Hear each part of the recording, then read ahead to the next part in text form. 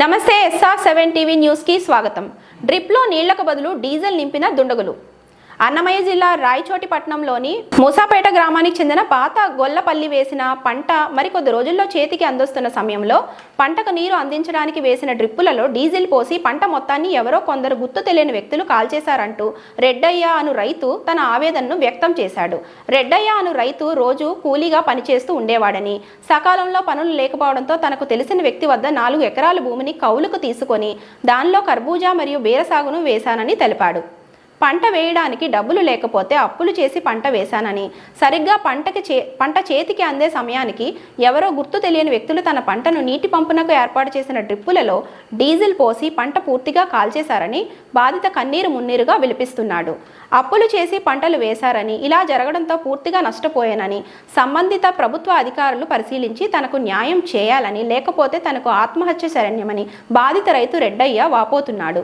Reporting by Annamayya జిల్లా stopper.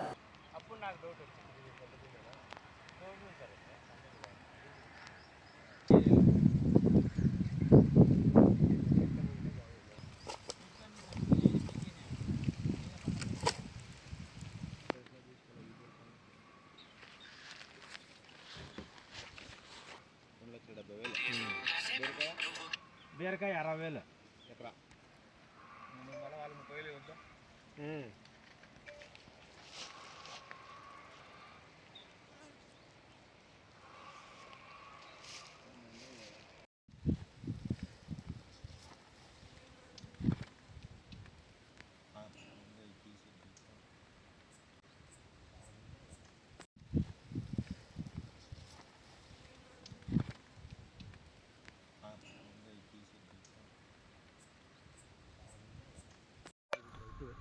Morning దియా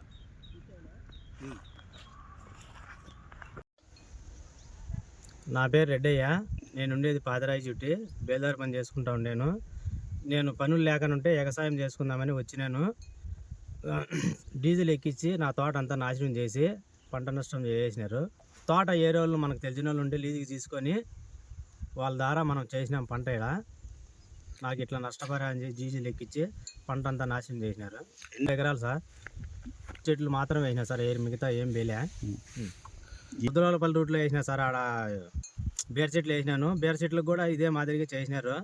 first ఏడ చేసి మళ్ళీ సుద్దులపల్లి కాడివి ఆడ కూడా అట్లే చేసినారు. అది సార్ జరిగింది. సుద్దుజేడ మాసాపేట దగ్గర పాతగొల్లపల్లి దగ్గర వేసినాను సార్. లెక్కన తీసుకున్నారు సార్ సంవత్సరానికి.